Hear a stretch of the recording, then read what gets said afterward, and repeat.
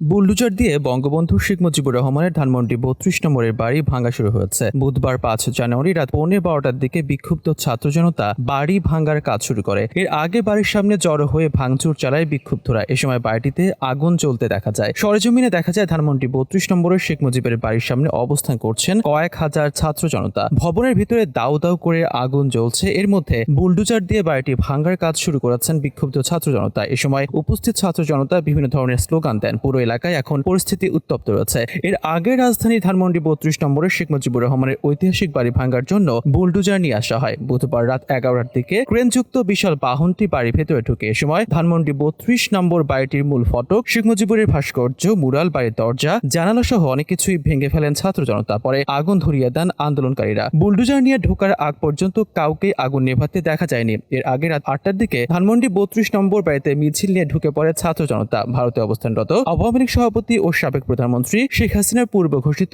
Online বক্তব্যকে ঘিরে উত্তেজনাকর পরিস্থিতিতে ছাত্র জনতা মিছিল নিয়ে সেখানে ঢুকে পড়েছে। একই সঙ্গে সেখানে অবস্থিত বাড়িতে ভাঙচুর চালাতে দেখা গেছে ছাত্র জনতাকে। তার আগে বৈষম্য বিরোধী ছাত্র আন্দোলনের নেতাকর্মীরা ঘোষণা করেন, শেখ হাসিনা কোনো বক্তব্য দিলে ধানমন্ডি ৩২ নম্বর বুলডোজার দিয়ে গুড়িয়ে দেওয়া হবে। শেখ হাসিনার বক্তব্যকে ঘিরে ধানমন্ডি ৩২ নম্বরের অভিমুখে মিছিল কর্মসূচি ঘোষণা করে বৈষম্য বিরোধী ছাত্র আন্দোলন। রাত ৮টায় শাহবাগ থেকে এই মিছিল শুরু করার কথা থাকলেও বিকেল থেকেই ধানমন্ডি ৩২ এলাকায় জড়ো হতে থাকে ছাত্র জনতা। সন্ধে হতে হতে সেখানে ব্যাপক জনসমাগম দেখা যায় এবং ফ্যাসিবাদ বিরোধী নানা স্লোগান দিতে শোনা যায়। এক পর্যায়ে উত্তেজিত ছাত্র জনতা ৮টায় ধানমন্ডি ৩২ নম্বর বাড়ির গেট ভেঙে ভেতরে ঢুকে পড়ে এবং ভাঙচুর শুরু করে।